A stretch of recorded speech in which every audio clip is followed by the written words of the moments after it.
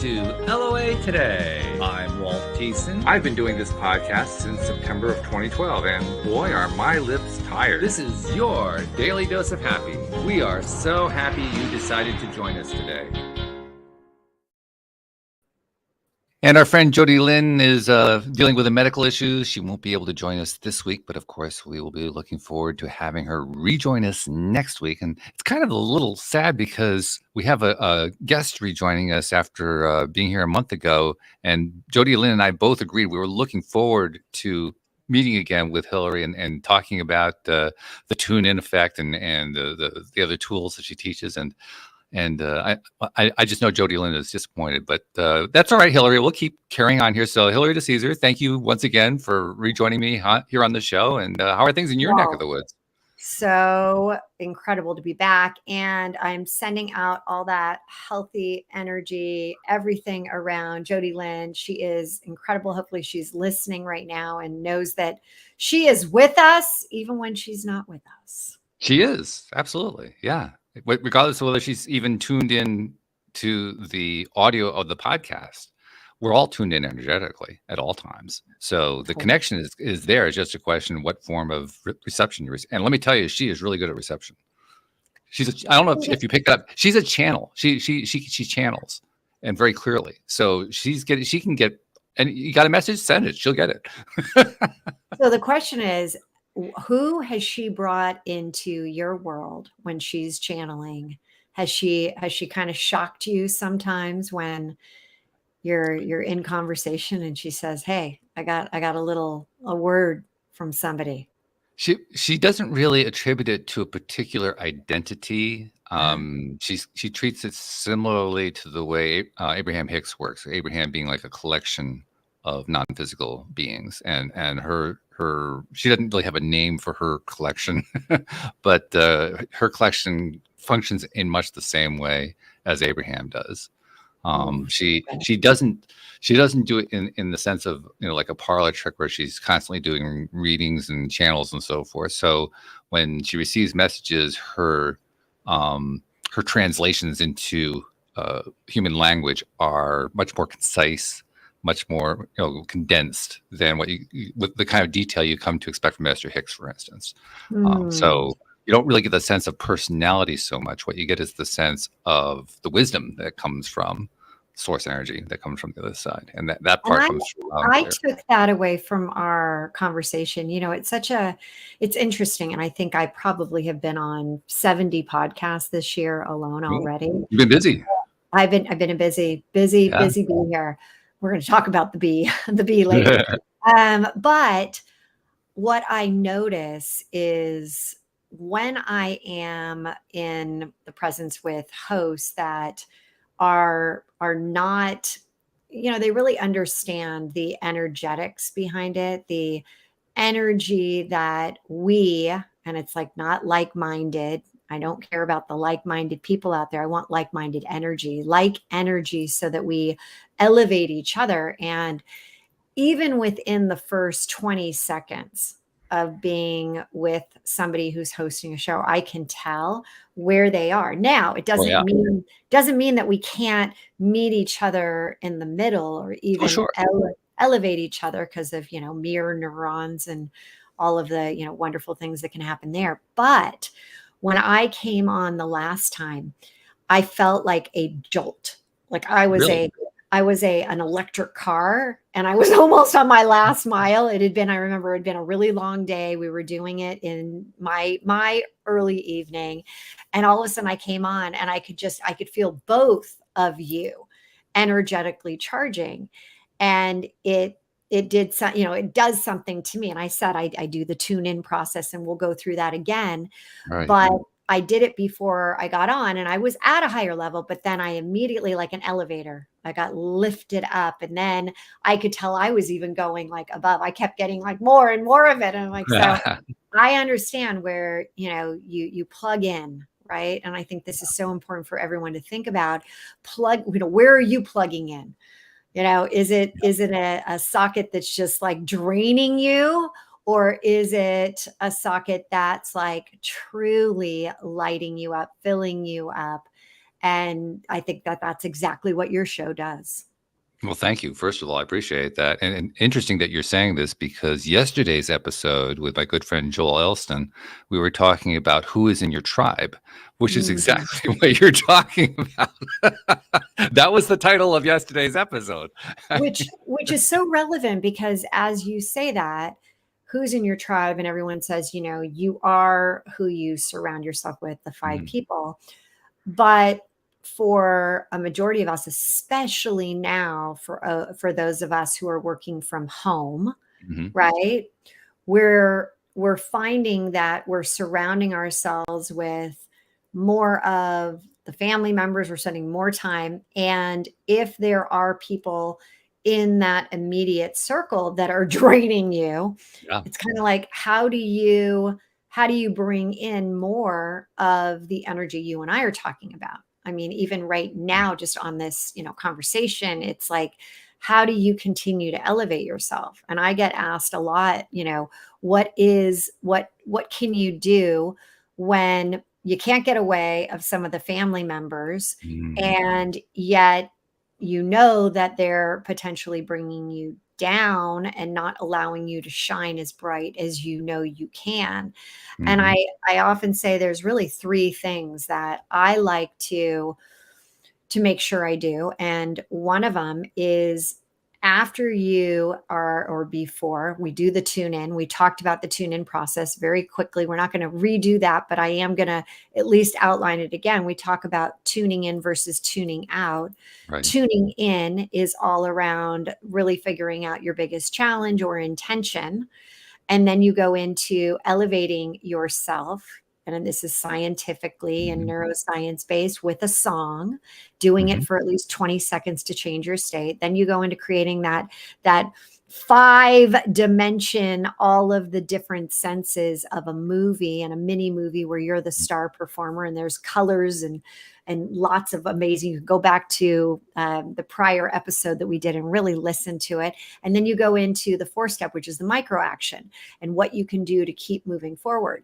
But tuning in and doing this step, whether you've just come from a meeting or a in-person or a Zoom meeting where you have felt like the energy has just been sucked out, it actually gets you back up so that you can go on to the next meeting, bringing a higher level. And when you look at that, the way that you'll be able, and there's a chart in my book, which is Relaunch, Spark Your Heart to Ignite Your Life, which talks about becoming a manifestation magnet. And you can't become a true manifestation magnet if you are operating at a low level. You can't become the manifestation magnet for magnificence, for the good things. You will instead get the mundane, the things that you're like, ho hum, I'm not that impressed. And that's what happens to us, where we're like, I'm not really, I don't really manifest. I really don't do a good job with that. And it really doesn't work for me. That's that whole manifestation mundane. That's where you're like, you're at a low level, so you're going to get back low level, that you're attracting. And so when you start to think about elevating yourself, music, art, these are the forms that through, hundreds of thousands of years have been allowing us to elevate ourselves, right? It was the art on the cave walls. It's the music that, tribes did that allowed us to continue, whether it was song through the voice, whether it was instruments. And so in today's world, and I sit here and I'm like, you have this great ability to change, to make a change instantly. And one of the things, my 3rd comment about all of this is that change can take place immediately. Growth takes time. Yes. It's an excellent description, and an excellent distinction too, because we are humans, and as humans, we want, especially in the 21st century, people attribute this to the 21st century, but really this has been going on for generations. People want instant gratification. We want it to happen right now, and if it doesn't happen right now, well, then there must be something wrong. And how many times are you like, this, that song, Garth Brooks, where he, and I toasted you and said, that song, Friends in Low Places. Remember that Right, song? right. Yes. Okay. Right. And remember, as he's talking, he's like, this is what I wanted, but it didn't actually happen. Right. And Mm-hmm. so sometimes we have to realize that even though we think this is what we want, the universe has a better, plan for us. And Yeah. why are we racing to try to get there?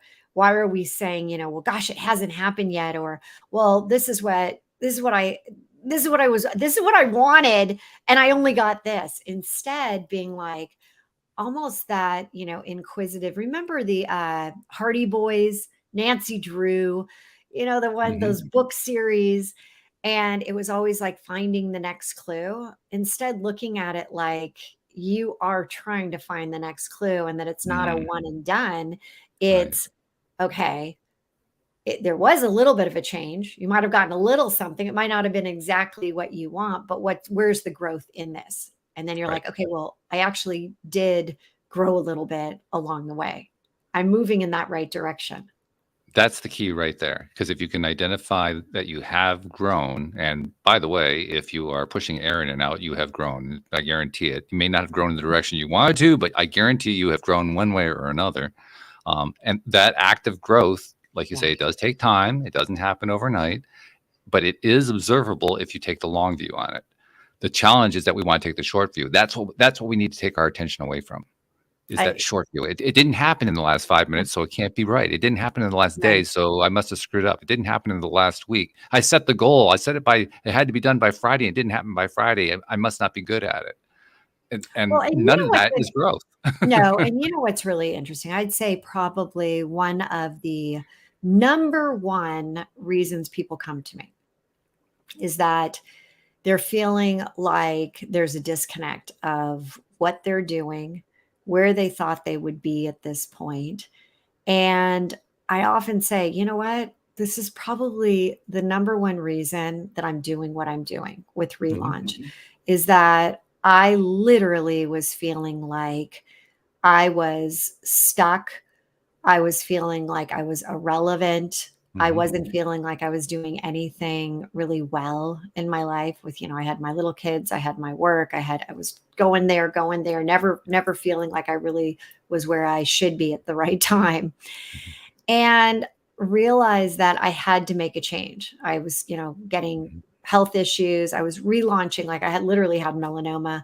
And I knew at that point that if I didn't change, I would continue to go down this path. And when you feel irrelevant, when you don't feel like you make a difference, when you feel like you're working and you're in that, hamster wheel, I often call it like when you're at a park and there is like a carousel, right? And the only difference between a hamster wheel and a carousel is that, you got the rat or the mouse on the hamster or the hamster on that, where you've got people going around in a circle and Mhm. you're trying to make it go faster and faster and faster, and eventually one of the kids gets sick, right? I gotta get off, or they fly off because it's going too fast and they're like, I just got to get off this thing. Mhm. And when I started to really look at this as, and I talk about the why, right? Like I would say, well, I really want to be passionate about something.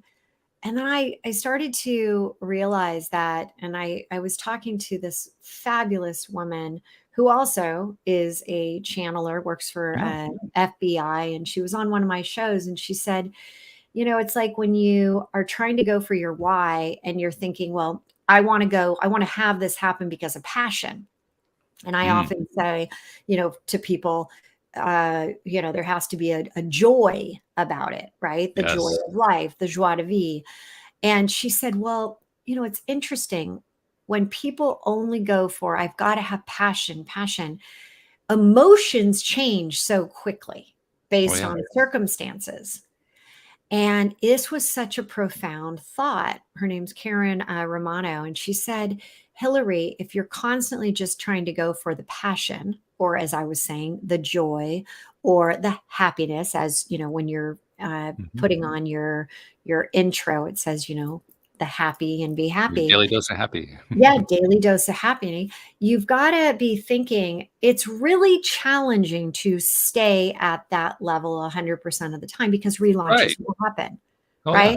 So if we live in a world of contrast. I mean, you're not going to stay there 100% of the time. Welcome to the world. So all of a sudden, if you're basing your why around an emotion, around I want it to be because I'm passionate about it. Let's say I said this. I am doing relaunch because I'm passionate about helping people relaunch into their best versions of themselves. Okay. Sounds pretty good. Sounds great. Yeah. Except that, well, all of a sudden, life's going to hit me. Life's going to hit you. You might be one of my, one-on-one coaching clients. And I'm sitting here saying, but my why is that I want to be passionate about this, but I'm not feeling passionate about it today. In fact, I've had a really crappy day. In fact, a lot of bad things are happening. And it's not the case today. I've thoroughly been looking forward to seeing Walt today. But all of a sudden, you're out of alignment. And I talk 3HQ. The 3HQ is the headquarters, and you've got your 3 H's: head, heart, higher self. And you're in your head at this point. And the passion comes from the heart, right? The passion is that I've got something that I'm really looking forward to, but it's not in alignment because at that point you've got life hitting you. You're in the head. And so where I now am guiding people, and it just like came to me, I was like, oh my gosh, Simon Sinek has that wonderful, the why, right? We got to ask the why before the how and the what. And it's more than that though. It's when you're in that highest self, that highest place, that top version of yourself, the best version of you, that's where you understand the overall purpose.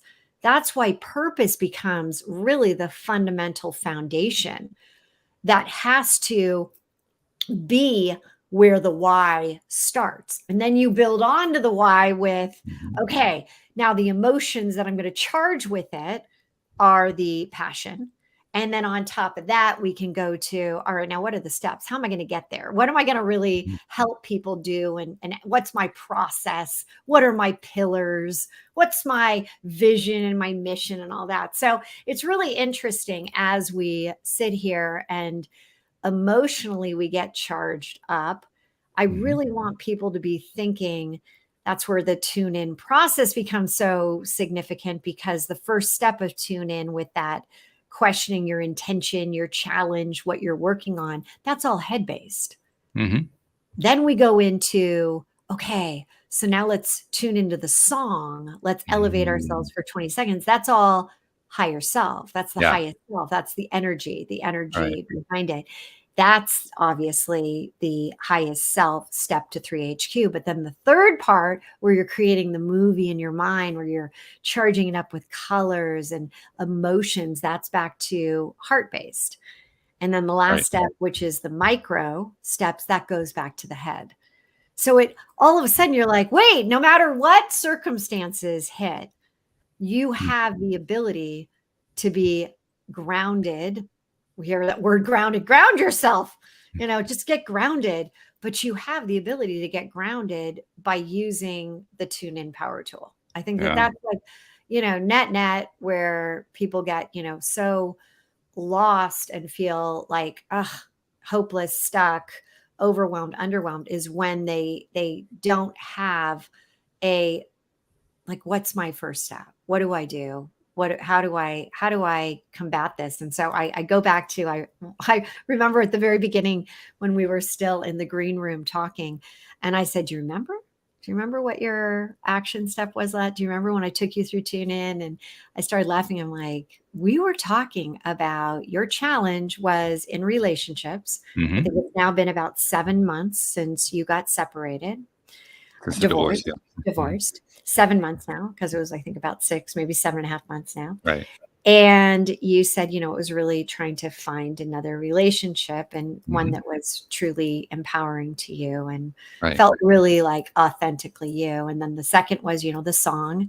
And you had said your song was September, and we took it up for the 22nds. And then the third step was, creating what you really ultimately were going for. Too many people don't get clear. They don't really know. So you can't get to a place if you don't know what you're really going for. And then your last step was you were going to reach out and ask a woman that you had recently met on a date. Okay, so I've been like so excited to hear, how has the tune-in process gone for you? And what happened? I'm going to keep the tension going by not answering the question directly just yet. I will answer it in a moment. Circuitous. Keep us like spinning, on that hamster wheel. Tune in next time for. Yeah, exactly. When Hilary comes on the next time, we're going to get the answer. No, I won't make them wait that long. But no, I wanted to bring something in based on something you said, because I thought it was a really interesting point, and it cued something in my mind. You talked about how we can't maintain joy all the time. We're dealing with the world, and when we deal with the world, there are going to be times where we're just not feeling it. We're feeling miserable, perhaps. We're dealing with pain or anger or frustration, or name the emotion. And it brought to mind something that another channel who listeners will know very well, his name is David Strickle.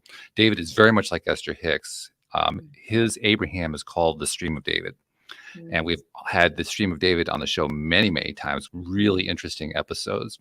One of the best messages that we received from the Stream of David one day came via a meditation that the Stream of David shares through a boot camp that David puts on. And this meditation, basically, it's a guided meditation where you get yourself into, you do the usual meditation steps, right? You get yourself relaxed, you breathe deeply, you do all that kind of thing. And then you take your imagination further and further away from Earth, out into a deep outer space, until you get to the point where Earth is this little tiny dot that you can barely even see.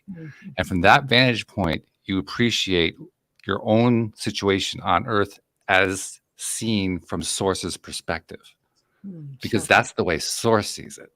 The way we see it, the way we experience it is, oh my God, all this craziness is going on. The way Source sees it is, there's another example of expansion going on. Completely different viewpoint. And I bring that in partly because I want to get your input on it, and partly because I think my sense is that it fits in beautifully with the tune-in method, because the tune-in method is about redirecting your attention, using music into a joyful state. And that's what the Source energy perspective is all about. It's about being in a joyful state by just, regardless of what you're dealing with, what you're looking at, you look at it joyfully, because, hey, this is all just great expansion going on here. I'm curious to know what your take is on that. Well, and that's why I literally created the tune-in process. And so I'm going to go backwards to go forward. So we've got this, you're not giving me the answer I want, and I'm going to try to give you the answer that you want, but I'm going to go with a different approach here. So when my daughter and we were driving in a car when she was young, and she is musically inclined. And this whole idea came to me. She would get in the car. She would be, mad at the world, mad at, the boys in her life, the girls in her life, and especially mad at me, right? There could even be like a form of hate there for a little bit. Sure. And we would get in the car, and so many times it would just be like, the energy was just awful. And I would get to whatever location to drop her off, and I'd be like, okay, bye. And I'd be like, whew, thank God she's out of the car. Wipe that energy off my sleeve. That was there. Like, let me roll down the windows and bring in some, new air in here. But here's the thing. One day I could tell that it wasn't just anger. There was sadness, disappointment, anxiety. There were so many of the emotions going through the car. And so she is a fan of music. She loves music. And so I created on the fly. I'm like, I got to do something different. I created this change the channel, which was step 2, as you know, in Tune In, change the channel. And I'd created this game, and I would push invisible buttons, and I would say, all right, now I want you to sing country, sing Taylor Swift, sing, the Grateful Dead, sing all these different songs. Mm-hmm. And during this time, initially she thought it was the stupidest game ever. And then she started to play along. And this is where Tune In, literally the genesis of it. That's where it started. Wow. Okay. Yeah, because all of a sudden we would get to, and this took a few times where she'd get in the car and finally she's like, okay, let's just play that Tune In game, or change the channel. That's what it was called. Let's just play change the channel. And I would do it. And I would be like, okay, genre, pop rock, genre. Now I want you to sing, oh, wait. And I'd throw her some curveballs. I would be like, Shania Twain. And she'd be like, what? But she would, play along with it. I would go, even Diana Ross, because she knows, my mom and I were big fans of Diana.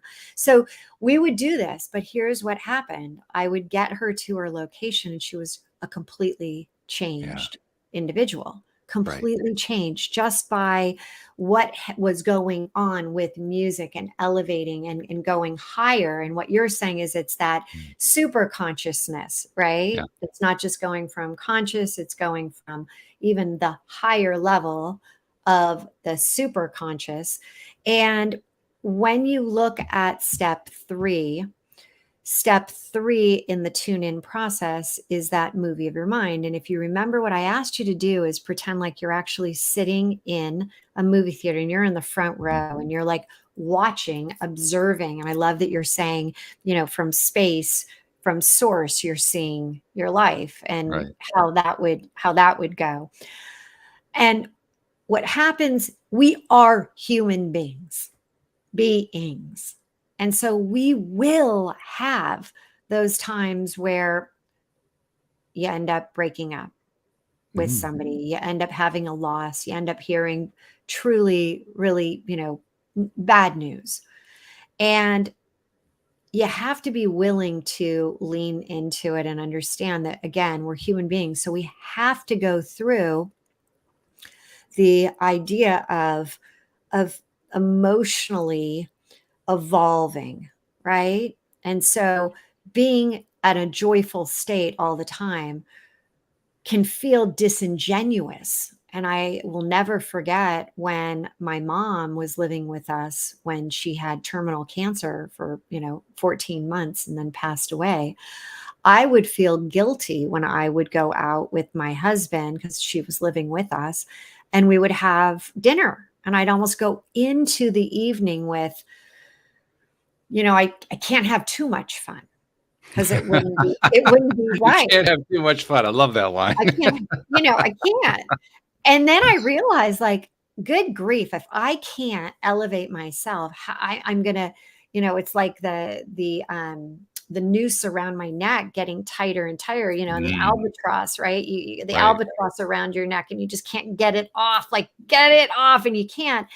And finally, there was a point where I'm like, I can't be at this level of such low energy any longer.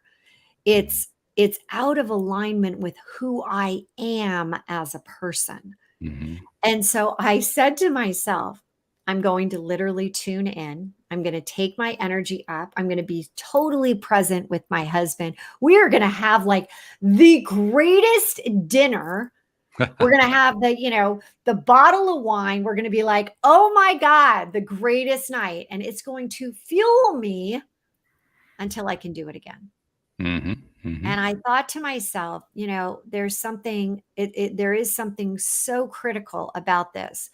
And the next day I went to my mom and she said, so how was dinner last night? Because she was long asleep before we got home because we were having fun. We stayed out a little later. And I said to her, I said, you know what, Mom, we really had a great time. And she said, my middle name is Jane. And she said, Hilary Jane, bottle it up. And every time you need it, those perfume bottles of the old days, she said, bottle it up. And every time you need a little spritz of it, pull it out and just spritz yourself. And it's the tune in process. That's what you can do. So I love that it does allow you to bounce back, bounce. But with the bounce, the ball is still going to go back down. And that's the thing I try to encourage people in relaunch. is that it's human, it's okay to be in the sad as long as you understand the I am business and that I am sad, but I'm not Hilary Jane sad. I'm not, that's not my reality. It's just for right now, I'm having sad emotional thoughts and it's okay.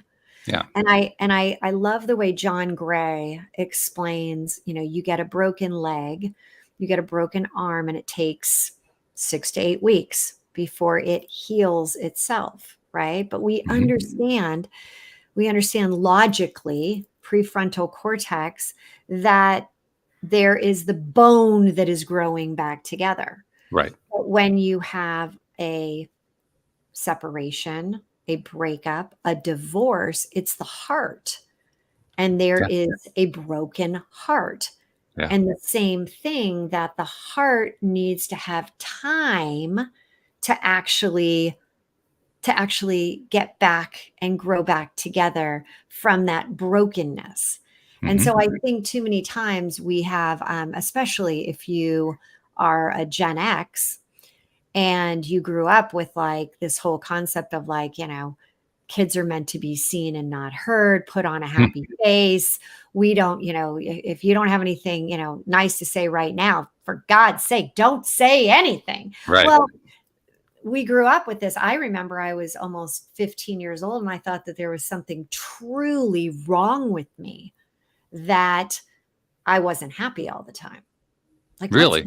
What's Wow. wrong with me? Like, I mean, why can't I be happy all the time? I should be happy all the time, but I wasn't. And, there were all those crazy, crazy commercials, right? Remember Angeli? Oh, yes. You can bring home the bacon fried up in a pan, and I'll never let you forget your man. And it was this perfume. And so, and then you have Cinderella, and oh my God, Prince Charming is going to come in, and the what was her, who's the gal? Snow White. Give me that big old kiss, right? I mean, these are these things that we have to be. Things have to be going well, and that's based on like not being of reality of circumstances will happen. But here's what I've really learned with relaunch. And this is really goes back to this why, is that when you can acknowledge the fact that outside circumstances are going to happen, there are going to be deaths, there's going to be sickness, there's going to be the ups and the downs in your business, but it's how you, and this goes back to the point you were making with looking at it from source, it's understanding that as long as you can not feel like you're on a surfboard riding, what is it, Maverick, the 100-foot waves, but you're out there kind of floating, waiting for the rolls to come in. Yes. That's where we need to be. And that you set this up so beautifully, the way you said that, and what you led up to there. Now I can answer your question. Because the question was, what happened when I asked this woman out? And the answer is, I haven't seen her. She has not been in my circles at all. So I actually had to come to grips with, you know what? It just hasn't happened yet. There's not a deadline on this thing. I just have to just keep going and keep doing the thing that I do. And a couple of interesting things have come out of that. One is that I have been using the method, and I want to go into it a little bit more too, because there's some questions I have about it. But I've been using the method and essentially not trying to use it so much to manifest something, but rather using it to try to manifest the perspective, that source perspective we were talking about. That's why I brought that in. That's been my goal, to use the method to get myself into that perspective. Because, I mean, it's easy to say, take the source perspective, but if you're not feeling it, it's a long way away.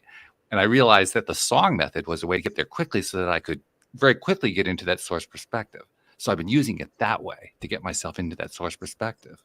So this is so beautifully said, because when you think about music, elevating yourself, when you're elevating yourself to the highest level, that highest level of energy, and you think about the vibrational chart, that everything has a vibrational frequency, especially emotions. And when you talk about oneness, omnipresent, above even joy, that's where you're trying to ultimately, what you're talking about right there, which is that source connection of being open and available.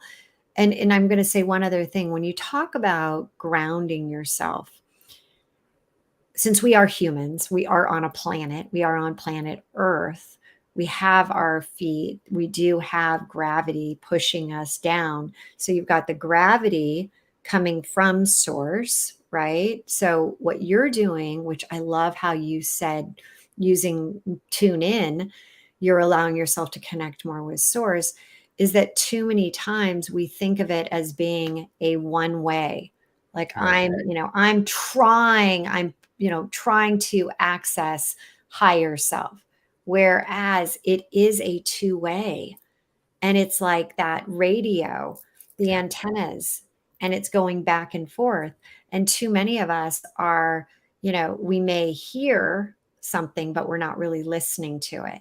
And so when you're saying, which is so amazing, you're talking about really tapping into source, you're saying, let me be an open channel to both ways. I want to connect. I want to give. I want to be able to manifest. So I'm going to be putting out there, here is my intention. Here's my challenge. But you're also saying, not only am I pushing it out there, but you're pulling it back into you. That's what all of this, that is what 3HQ is all about. And can I take it one step further? There is a mantra and a morning routine that I highly suggest when you're first getting into all of the concepts around being able to open yourself up to something bigger than you, right? Knowing that you're not, and if you're listening to this and you're still around at this point, you're willing and you're wanting to hear something. You're trying to connect with some bigger vision here, something that will allow you to kind of take shape of your future, of how the process will be for you. And so when I think about this, there is a mantra. And in fact, I want to just make sure I've got my book here because I wanted to talk about one other thing with you. Yeah, the relaunch mantra. I couldn't remember if I called it that finally in the book. But it allows, remember when I said too many people are trying to get you to take too big of a step to I love you, I love you, I love you, perfection, connection with, source. You just all of a sudden have to be there. And if it doesn't work, you feel like a failure. And so in the relaunch book, I talk about having this morning mantra when you first walk in. And when you think about be, do, have, right? Zig Ziglar came up with this as a marketing tool of, the concept of you got to be in order to do the things that you want and have, then you'll have the outcome. And too many people these days go at it from, if I have the connection, if I have the, the right energy, if I have the money, if I have the relationship, then I'll be able to do all these things and I will be happy. Right. Yeah. The be coming out of the have, which is backwards. It's backwards. So what I did was I created a mantra to get people started on their journey. And it's going back to where it all starts, which is you. Right? It all starts with you. So the way it's super easy for everyone to learn, and we can put it in the show notes, but I come out and I say, be me, just that first line, be me, do me, right? Have me back. Because throughout all of the stories we create and fabricate, it's like, so the first is be me, do me, have me back. And then I go into, I love me. I love me. And here's what you do with your hands as you're saying, I love me. It's a heart, right? So you have that heart space, and I'm holding up a heart if you're just listening. And then you open it up to the heavens to above to the universe, and it's now a vessel, right? So By it's opening your hands up. Right.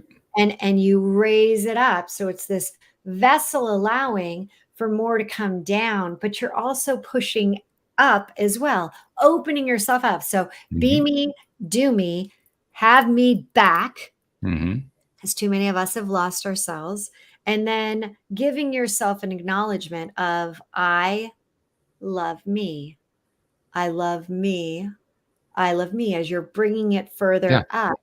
It takes less than what, 10, 15 seconds.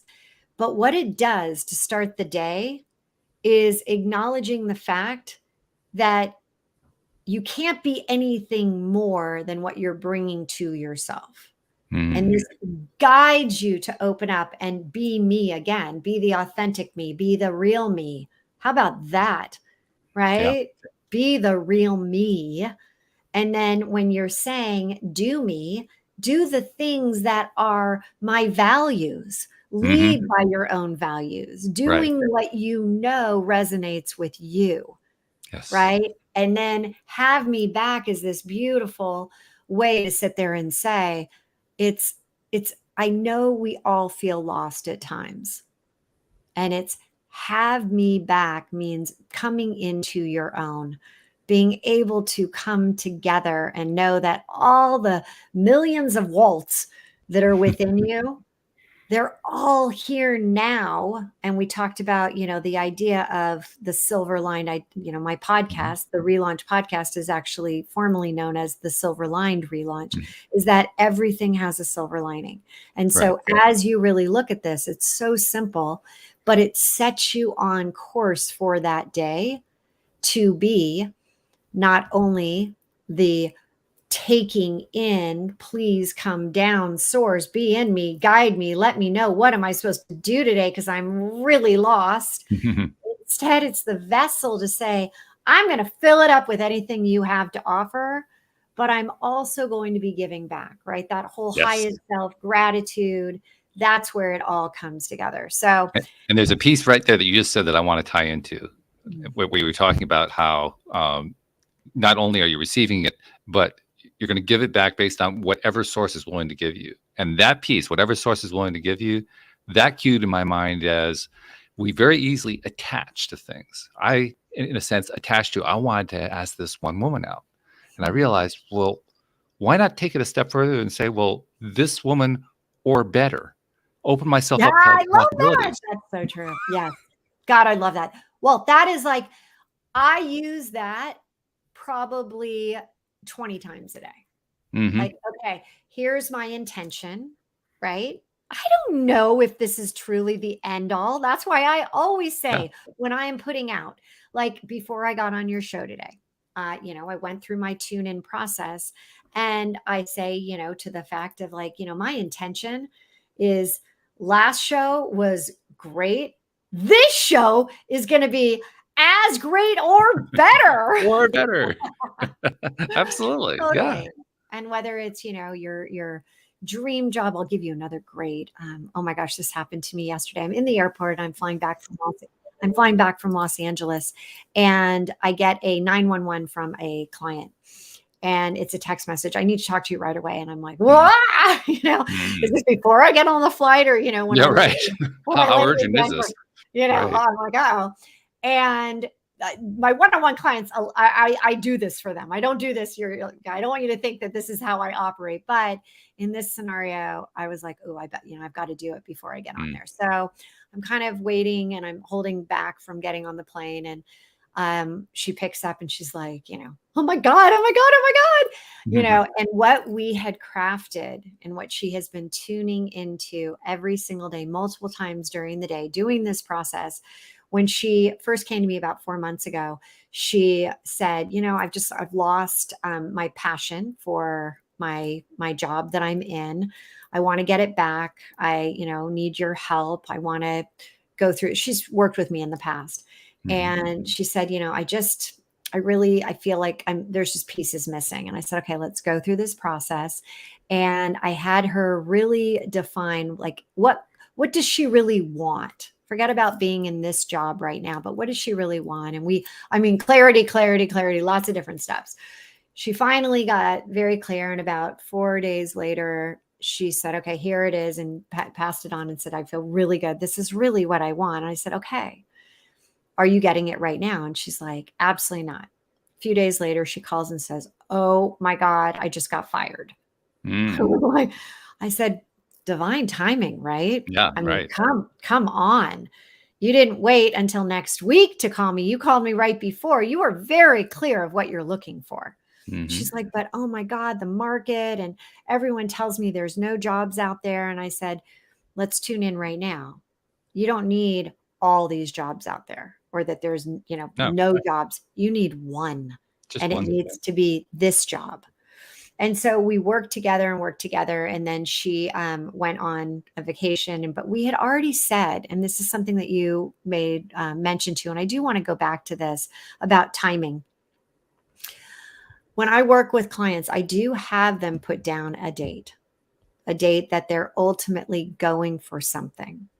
And the reason I do that is because as you're continuing to set up your micro action steps, we don't want to have the idea that everything can come in any amount of time, because we're going to be like, I'm never going to get the job. I'm never going to get the girl. I'm never going to get the, it's like, when is anything ever coming?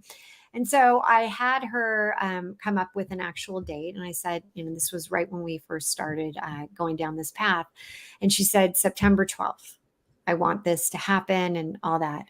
And this is something I'm going to end up circling back. But I said, all right, September 12th. Well, yesterday was, oh my gosh, is it the 19th or the 20th? Yeah, yesterday was the 19th. Right. And that's when it happened. Oh, okay. So I said to her, so are you disappointed it didn't happen on the 12th? She starts laughing and she's like, it happened on the 19th. I said, but we had set out to have it on the 12th. And there's a point here, if you think about it, and it goes back to your point. It ended up being the exact job she had created. And ready for this, what she was going for. They said, we're not going to hire you for this job, but we'd like to create a better job that's more specifically aligned with what you really can do. Ooh, and she really said, nice. She said, well, let me tell you, here are the things that I know I could do for you. And that's the job that they created. And that's the job. And there was an element of revenue as well. And I said, at the time, I'm like, all right, let's just go for this. And I said, what are you really going for here? And she said, ultimately, I'd really like it. It was a huge amount more. And she ended up getting exactly what. Exactly. Oh, nice. Exactly what she had written down. Wow. So what I'm saying here is the timing for her, it was part of the process, putting down a time and being firmly committed to that time. But when things don't happen on the exact date, there was a great speaker that I heard say, I put down for 2020, it was 2022, I put down 100 goals that I wanted to achieve this year. And the person who was interviewing him said, well, gosh, how many did you do? Did you hit the 100? And he said, no, I hit 73. And the guy was his name was John Lee. John Lee was the one doing the interview. He said, well, that, like, what's the point of my story now, right? and the guy said, but wait a second, I hit 73. 73 out of 100. Like, who would have thought? Normally I give myself, here are my 3 that I really want to do this year. I hit 73. So it's all about how your perspective on timing. Right. And so when you're thinking about this woman and you haven't, connected yet, well, it's that what if, because you haven't connected yet, she's getting ready, you're getting further ready, or somebody even better is getting ready to come into your life. There's this wonderful connection that you can start to have to that, to to what's coming. What is your North Star? And then to carry it a step further in terms of what my experience has been, as I think we all know, any of us who have studied law of attraction to any degree, we realize pretty early on that the universe doesn't just deliver once. It keeps delivering until you either acknowledge or accept or do something with what it's delivering to you. And what it delivers may or may not always be a match. It's like there is a momentum that is building. And as the momentum builds, you get closer and closer to the end result that you're trying to aim for. And stuff shows up that gets more and more similar to that. So in this context, in the last month, what I've been finding is a number of women showing interest in me in ways that I completely did not expect. Not necessarily women that I'm attracted to. One or two I'm kind of attracted to, but all of a sudden I'm getting attention in ways that I wasn't getting before. Beautiful. So now I'm getting, and this is the kind of thing that's easy to skip. I think it's one of the reasons I'm mentioning it. It's kind of easy to skip over this and say, well, it hasn't happened yet, so I'm going to dismiss all these little near misses that have been happening. But in fact, those near misses, what is it Cindy calls it? Cindy Chavez, a good friend of mine, former co-host, talks about it as being driftwood.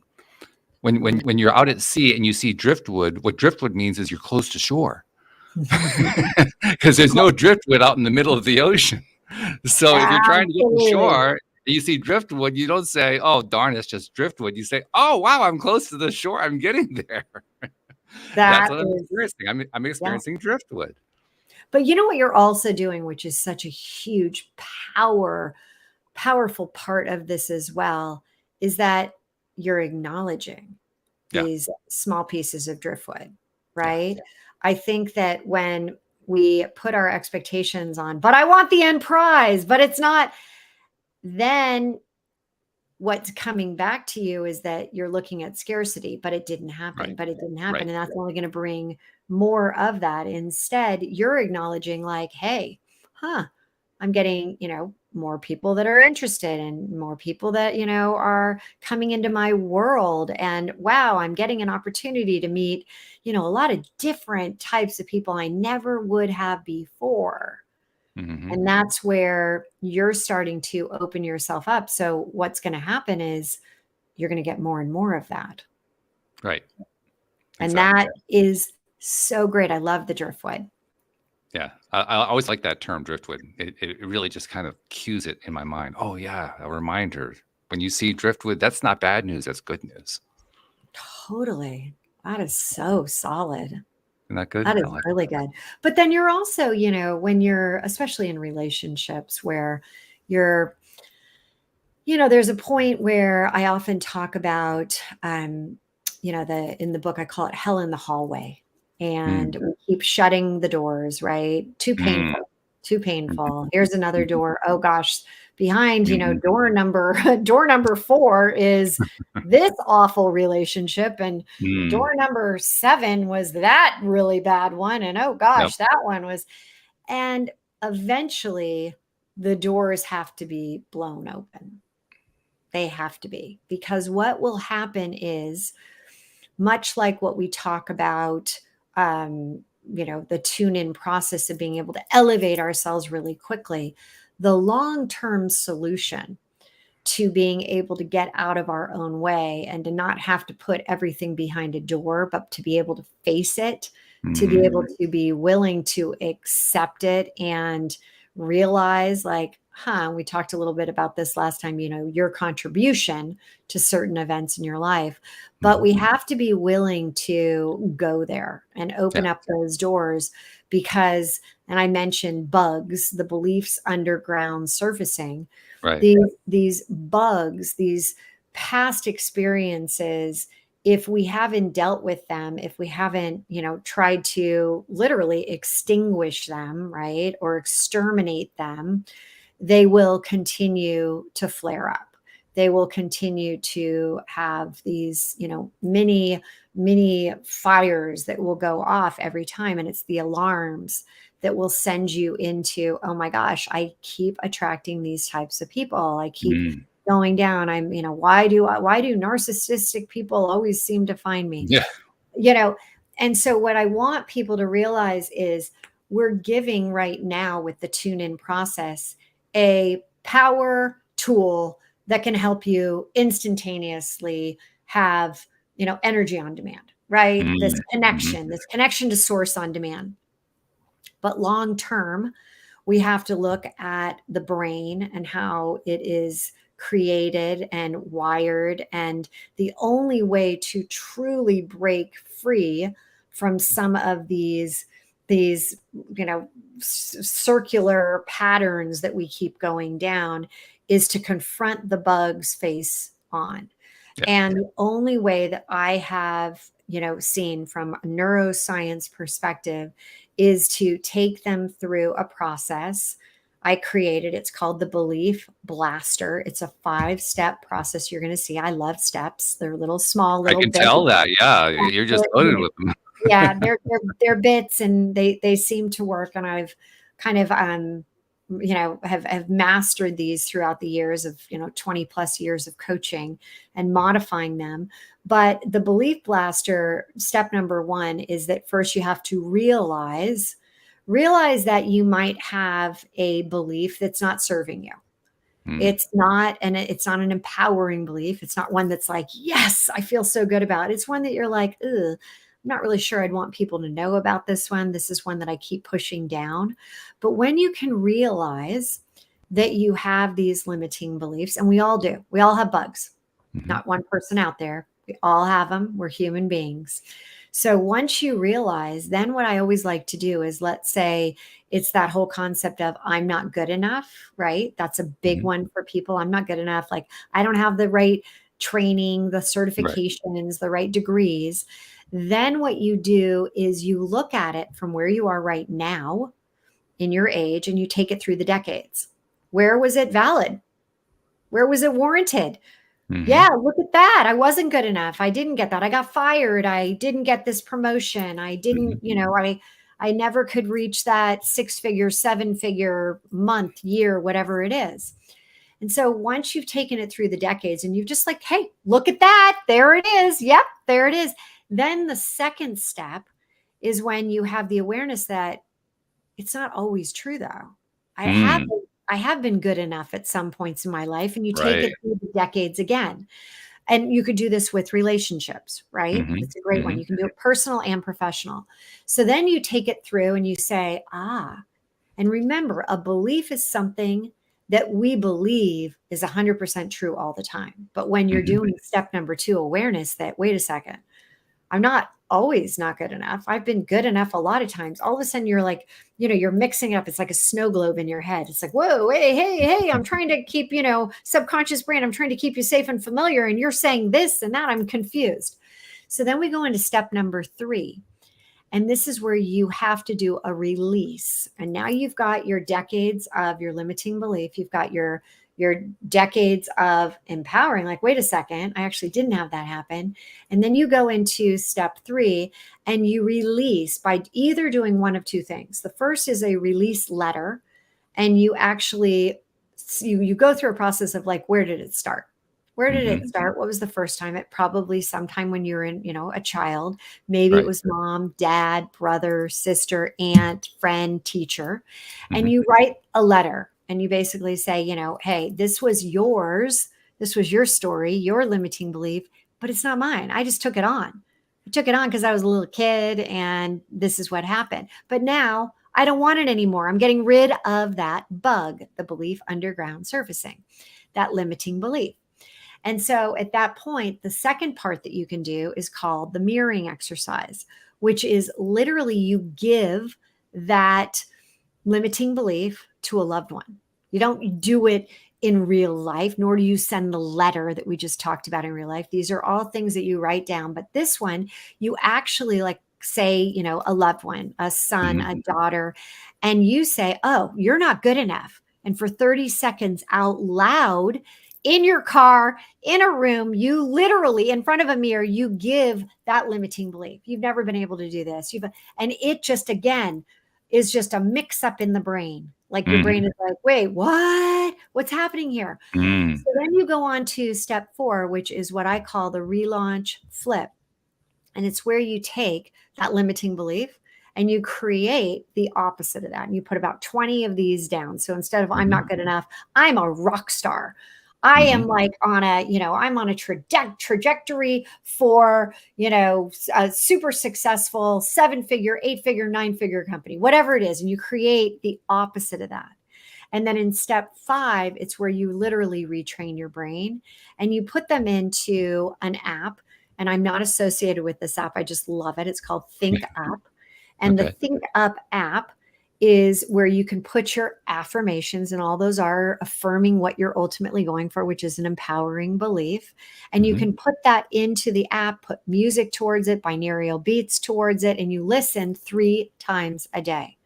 3 times a day, in the morning, midday, and before you go to bed, so that your brain can continue to retrain the brain in the night while you're sleeping. And you do this for 62 to 67 days. This is how you have long term, where synaptically you prune away the limiting. You can see it happen and you create that empowering belief. Yes. And so that's the long-term solution. I've given you the short-term with tune in, instantaneously, on demand, like, you're watching a Netflix and you're binging. You can do that anytime during the day. But then when you really want to go deep and you really want success in your business, in your life, that's where we incorporate it into a 6-month business program to elevate yourself, get rid of your bugs, and be able to knock it out, get rid of it entirely. And that's where, like, everything you talk manifestation, that's where it's just like, what do you want? That, like I did with that woman and getting her ideal job in a job position where, in this world right now where jobs are, in her mind, non-existent. Right. And I'm glad that you brought up again the 62 to 67 day process, because you mentioned that the last time you were here, and we tend to forget it. It takes a while to retrain the brain. I mean, that's more than 2 months. That's a long time. That's a lot of daily. Let's say you're 50 years old and you've been having this limiting belief. You've been carrying around this bug since you were 5. So for 45 years, you've been living. Limiting belief, and I can get rid of it in 62 to 67 days. Yeah, which is fantastic. But we have the tendency to look at it the other way. My God, I'm 24 days into this and I still haven't seen any improvement. With that, 24 days, usually after like a day. I've been doing this for a day now. It's like when my ex-wife was a former psychotherapist. She used to talk about how she'd have clients who come in. She worked with substance abusers, particularly alcohol abusers, and the client would come in and she'd say, "How are things going?" She says, "Great. I've been on the wagon now for quite some time." She says, "Oh, how long?" "Since 9 o'clock this morning." It's true. People want that quick fix. That's why tune in is the quick fix. But the long term, where you don't just mask the problem, you actually blast it, belief blaster. That's where you have to take the actions in the order that I expressed. But when you do it, I mean, it's just like, it is the most incredible relaunch you'll ever have in your life. So I'm going to try to tie the tune-in process, which, like you described just now, is a short process. You do it; it's for instant gratification process. Totally. And I'm going to tie it into the blaster process, the 62 to 67 day process, by suggesting, well, what happens if you deliberately apply the tune-in process day after day after day? And it ties into a question that I wanted to ask you about. So here's where it comes from. You're probably familiar with Neville Goddard and his teachings. One of his big things was to mention that you wanted to get yourself into what he called assuming the feeling of the wish fulfilled. And for him, the wish fulfilled was the final scenes, so to speak, where something happens that demonstrates it represents for you, you've achieved whatever it is that you're trying to achieve. The thing that you were trying to manifest happened, and it happens in that scene. Well, what I find happens when I try to apply that concept, particularly, and I was finding it when I was doing the 4th step of your process, where you're trying to get into that place of, here's the result that I'm going for. I kept changing the scene. I kept changing it to a different scene every time. So I wanted to ask you, am I screwing up? am I doing it okay? Does it matter whether I keep changing the scene, or should I be programming that one same scene over and over again? So in step 3, where you're creating your mini movie of the mind, of Right. that, Step 3, that, yeah, right. Sorry, that was yeah, 3. step 3, but it's already happened, right? Yeah. Mm-hmm. Remember when I said step 4 is the micro action, taking it one step, right? And we have the compound effect. If you do it one time a day, 2, 3, 4. But here's also something that you can do is, no, there could be multiple scenes. You could be going to Italy with this woman. You could be going to a dinner, to a concert. You know, you could be taking a walk on the beach. You could be doing all of these. Can be additional. Think of them as in your movie of the mind, in this mini movie. Think of it as they're just different scenes in this amazing larger movie that you're actually creating, right? The Okay. full length movie. When I'm saying the mini movie, these are small little snippets. Right. And just like you can take the click, remember at the end, I said you want to take that picture. Your photo album isn't just one picture. It's multiple pictures that you're capturing of those scenes throughout the movie. And so, but one thing that you did say that I do want to mention is, why would we, and can you do the tune in process and not do the actual belief blaster? And the answer is no. You must do, if you really want to actually have that limiting belief break away, versus tune in is creating an energy state to allow you to have an empowering moment, time around what you're ultimately going for. Right. But it's not getting rid of what's actually happening in your brain that is wired. Okay. Under a microscope, it's actually, you could see all of the, the limiting beliefs. And when they literally break apart is when you have done this for a days over day, and you're constantly, you would have to do the tune in process exactly the same way over and over throughout the day, really leaning into specifically going back even further. Because remember, I said the release letter, you need to be able to identify, and when you're talking about a challenge and you're talking about an intention, that's not the same as where did a limiting belief start? Right. What are the stories there? It's almost like two different tracks. One is a very quick hit, like we talked about, instantaneous. The other one really gets to the, through the neuroscience of it, the ability to understand, why do I keep falling back into this challenge of, I'm really like, I'm on track. Everything is going really well. And then I sabotage it. What's going on there? And so I can get you to say, my intention is I'm going to have the best month. I'm going to get the most amount of deals I've ever closed. Great. But that still doesn't help you with what's going to happen the next month, unless you keep tuning in multiple times a day for that success around the, more clients, more sales. We still have to get to what's really going on behind the, why do you have 1 month that is just like on fire, or you're about to, crack 100 playing golf, and then you're like, what's going on? Like, there's a limiting belief there. Like, I can't do it. I just can't. What is it about that says I can't do it? Because if you're having it there, you're having it in other areas of your life as well. And once you break free, that's why you can actually do this for sports. You can actually do the belief blaster. You can do, the tune in. You can do this for every single, literally every single area in your entire life. And yeah, sure. Anything But that you can apply to your mind to, you can apply it to. I mean, which basically means any thought, any process, any belief, any desired event, you can apply it to anything. There's not a limit on that. So powerful. It's so powerful. But for those that are like not quite ready, they're not like, hey, I'm going to just do tune in, but they start to see that tune in works.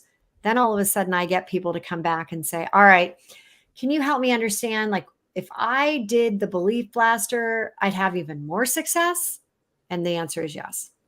And I would think also, I haven't experienced this in the past month, but I would think also that the more that you do try to use the tune-in method day to day, it becomes evident to you not only what the nature is of those beliefs that need to be blasted, but it also becomes evident how easy it is to blast them.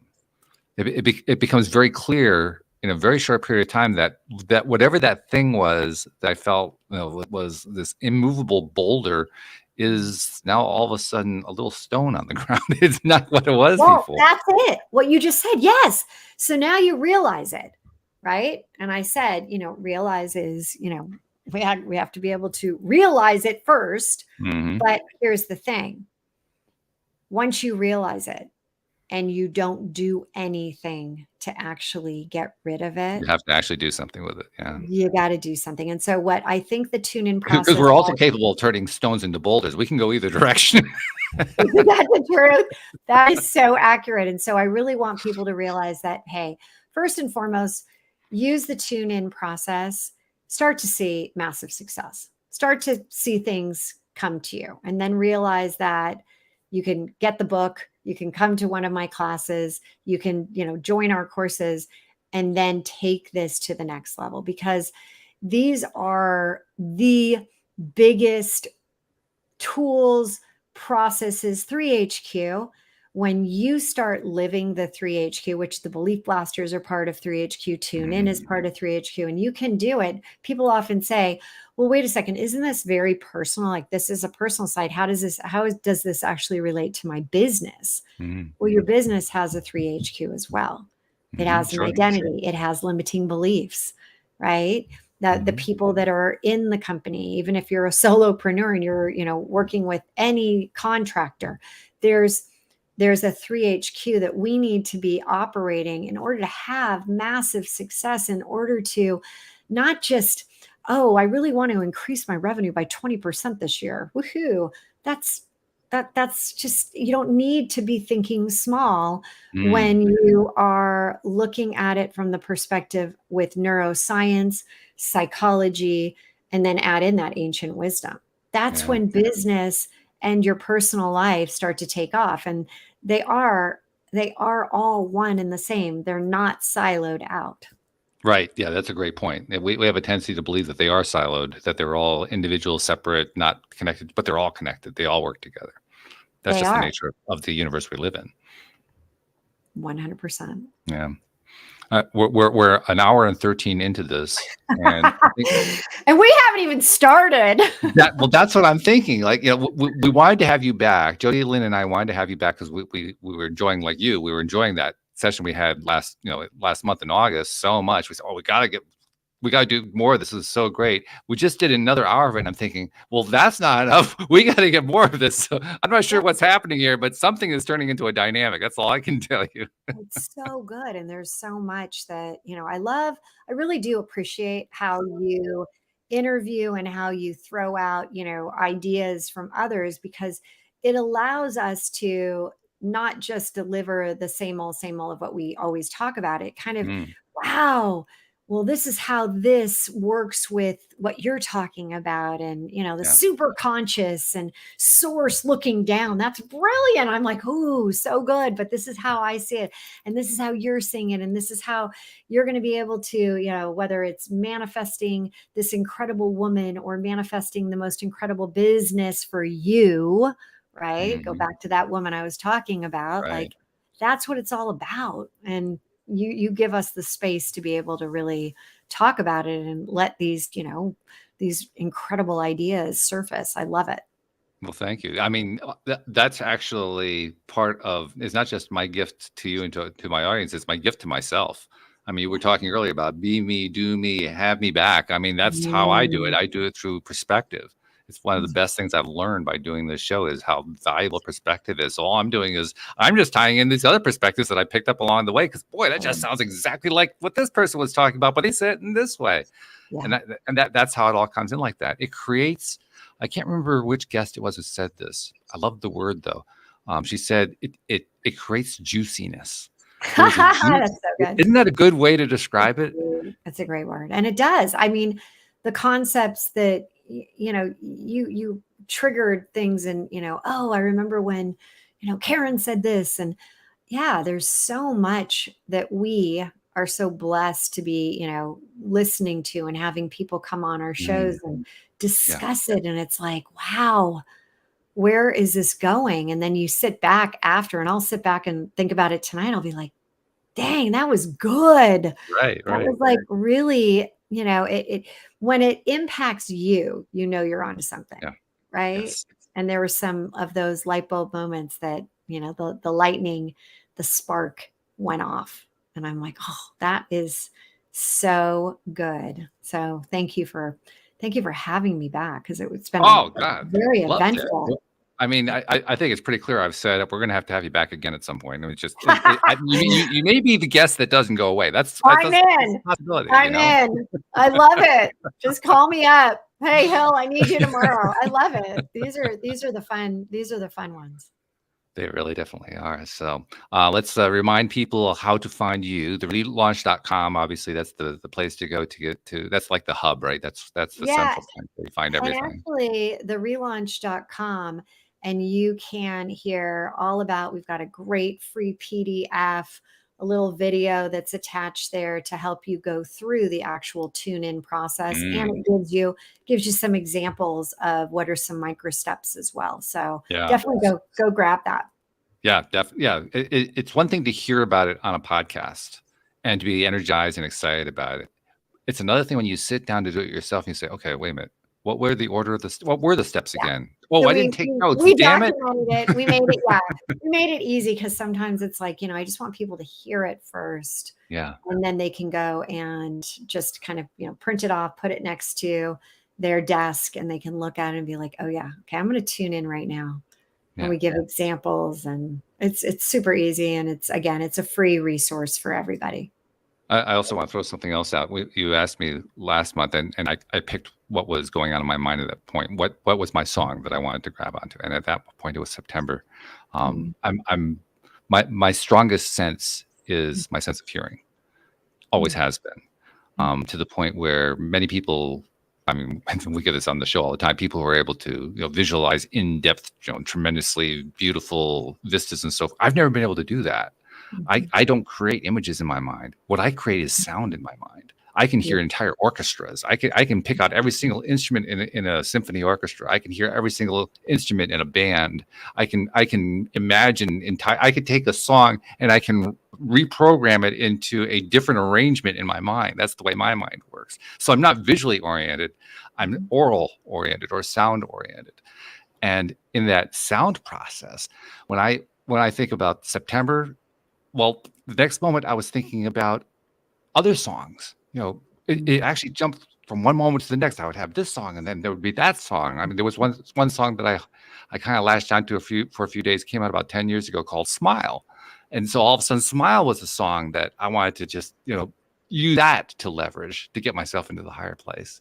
Well, remember I said pick your top 5, have those songs, and have them mapped to certain areas. But one of the reasons that I created the tune-in process the way I did and made sure that it hit head, highest self, heart, head, is that there are people that are visual and can do great visualization. Others are auditory, others are kinesthetic. Then we've got, all 5 senses are really incorporated in there. So you may feel like, again, I'm not good enough. I'm not a very good, step number 3, putting together the visualization, but man, you rocked number 2, which was change the channel and listening to that song and bringing it in. So we wanted to make sure that we were covering each one of the areas when I started to look at it. And I was studying how people learn, how people process information. And I really followed a methodology around that in weaving together even the color. Remember I said in step 3, what's Right. that color, and 10x Mhm. it, I take you through the 1x, 2x, 3x, all the way to 10x it. And that's all part of really under a scan, lighting up every single part, like all these Mhm. different parts, because that's what's going to allow for the change to happen, the state change, allow for the imprint, that, that branding inside, that anchoring of what we're really going for. And it's interesting and again, I know we have to wrap up, but whenever and I do this. It's on automatic. It really is. It's autopilot for me to tune in. But let's say I am literally like, and I've had this happen where somebody just jumps right into the call, and I'm like, I didn't get to do it. Like I absolutely see a difference in when I don't tune in before. Yeah, I don't sure. have the clarity. I don't have that, like, this is what I'm going for. This is Mhm. what I want to happen. It's that moment. And as I said, it takes less than 60 seconds to do it. Like, everyone can be a master. Every single person can be a master of this process. And the more you do it, the more you're going to be like, I can't believe I haven't been doing this all along. Yeah, yeah, true, very true. And it's part of the reason why I asked about the scene that you play out, right? It was a And beautiful question because it's so good. Yes, multiple scenes, just like yeah, a movie. well, in my case, because the auditory is such a strong piece, I can get myself into that high feeling place through the song really, really easily. It's just that I would allow myself to stumble because, oh God, do I have to get the scene the same way it was before? Well, that's gone now. I don't have to worry about that anymore. It's like, what scene do I want to create? I don't know. I'll create one right now. I have no idea what it's going to be. Well, we'll come up with it. And also, as you do your micro steps, you're advancing. Yeah, So your scene should be potentially changing. Now it I may would take, think it would have to. it Otherwise, it does. gets stale. Yeah. But let's say your challenge is something bigger that could take a long period of time. Hmm. It may take a week, 2 weeks, in order for you to feel like, wow, I've started to see those micro actions, compound interest starting to take form, you're being aware of, like, oh, that actually, wow, hold on. That just happened. And that's when you can start to change the scene. There's Hmm. some people that get caught up in, like, well, if I keep, I'll forget about the first scene, but that's okay. You're advancing along the way. It's the process of tune in that is scientifically backed, that is neuroscience based. And it's the idea, and I think I mentioned last time, whether you're doing it 1 time a day around the challenge or whether you're doing it 10. If you're doing it 10, you're going to advance faster. That's why, my Hmm. gosh, tune in. If it's a big challenge, or if you're like wanting to nail something and your intention is like so clear and spot on, tune in as many times as you possibly can, because what you're doing is you're further seeding this, further anchoring it, further looking for opportunity and noticing, like, forget about the coincidences anymore. You're starting to see, as you said, hey, more women are, like, starting to pay That's attention. right. And that's where you're already seeing the Yes. power of tune in. That's it. And so you don't have to be continuing with the same scene. You can be modifying and enhancing. I've got women that are like, I don't want to be in the same blue dress that I intensified the color. I'm feeling like I want to be in my red dress or my green dress, Hmm. or, that Hmm. flower dress. So that's where it's like, I'm glad that you said that, because it does come up, but it usually comes up, people are like, okay, I've been doing this and I'm just wondering. So it was a great, great question. Well, you also just mentioned something else. I mean, we're like way beyond an hour, so I'm just not going to worry at this point. If these people are still in, we're in with you. But you mentioned, do it many times during the day. If you're really going, especially if you're going for something big, just keep doing it throughout the day. Well, I have long had a playlist on my phone that I call my positive playlist. It's got all of my, all my favorite stuff that I like to listen to. And I've listened to it for years. What I find myself doing in the last month in particular is I'll play the list, as I'm driving. Usually that's when I'm most often doing it. And as I'm hearing each song, I'm finding myself doing step 3 while I'm listening to the song. And then the next song comes along and I do step 3 to that one. And then the next song comes along, I do step 3 to that one. Well, I'm going to clip this right here. And I'm going to say, yes, this is my testimonial. This stuff is so powerful. And you're a creation junkie now. You're creating and you're creating it as you go. And I love playlists.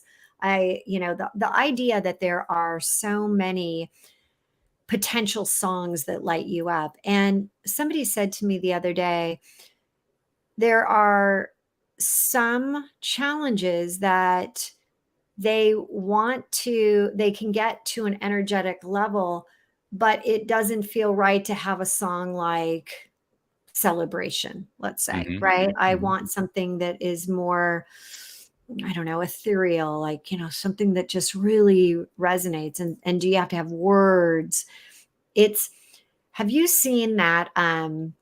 Oh gosh, it was all over TikTok, and it was that person that sang, and it was like a 13 or 14-year-old boy, and he sang at like the highest vibrational level, and people in the crowd, everyone got teary-eyed because it hit, like, it was so powerful. So whether it is hallelujah, whether it is what resonates for you. And if you have 5, let's say, songs that, if it's a financial, work related, this is the song, like you're powering yourself up, like, I can do it.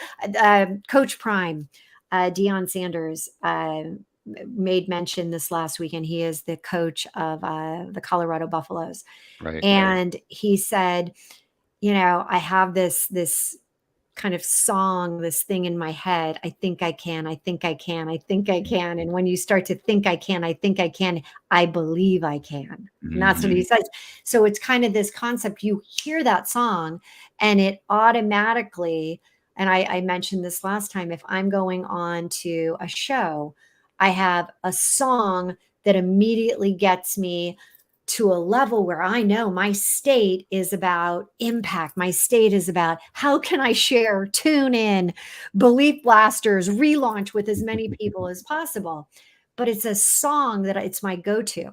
But then a new song will come out, Miley Cyrus Flowers, and I'll be like, oh, I'm going to mix that into, my toolbox. I got another one.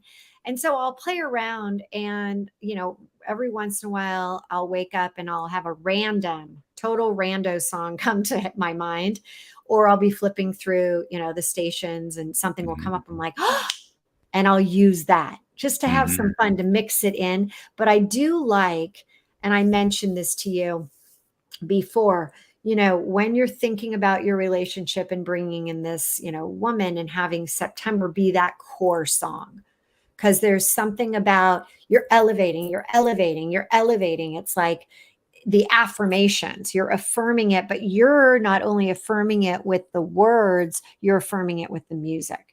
And that music repeated over time is now triggering your brain around your intention. Yeah. That song. So if you keep switching up your songs, then you're not utilizing the whole tune in. But could you have a secondary song that is all around, let's say, I want to, have the passion of when, I was, that passion to keep going with this relationship, and the fun, the romance, the sensuality. Yeah. Get a new song and just start to have that too. So you have kind of you're taking it to another level with a different song, but your core. And by repeating the same song, you're building on the NLP effect, the effect of building an anchor in, essentially, so that every time you hear that song, habits, right? Tiny Habits, BJ Fogg. Yeah. He talks about the anchor. He talks about like, when you're brushing your teeth or going pee or whatever you're doing, that can be the, you do it right after. So That's your trigger, and then you do it, and then you have the anchor, and so it's really, there's so much science behind doing it. So very cool. Wow. We're closing out on an hour 30. So good. So good. I think there's a song like that, right? So good. So good. And I do have my thing I have to do, and boy, I really have to do it here too. I mentioned last time you were here that on behalf of those people you've never met, you've never seen, thank you for what you've been doing. You've been making a difference in their lives. I'm going to tack on to it. Thank you for what you've been doing, putting messages out to people here on LOA Today, because you're making a difference in their lives. That's a huge, huge deal. Wow. And so are you. And anytime we can come together with our like energy, I'm all in. It's going to happen. It's going to happen soon. We don't know what date is yet, but I guarantee it's going to happen. It'll happen again. And we'll make sure it's on a Wednesday, so Jody Lynn can be there too. Yeah, I was going to say we'll end up doing the New Year's Eve show. We're the ones you're going to be with us all night long. We ain't going anywhere, folks. Yeah, no, we're here with you all night. Oh, thank you. That's not a bad idea. We'd have a lot of fun. That would be fun, actually. That's something to think about. Absolutely. Yeah. So, Hilary, thank you so much again for joining us. We really, really appreciate that. This has been so much fun. Did we actually hit a higher level than last time? I don't even try to compare them anymore, but you have a better sense of it. You know, I got to say, this was a one-on-one energy. Last time we had, Jody Lynn and the three-way energy is different. Yeah. Yeah. It's just a little, it's just a different vibe. But I got to tell you, another, mic drop moment here. There we go. That's a good way to say it. I love that. All right. Thank you very much. Thank you to podcast listeners everywhere. We'll see you all next time here on LOA Today. Goodbye, everybody.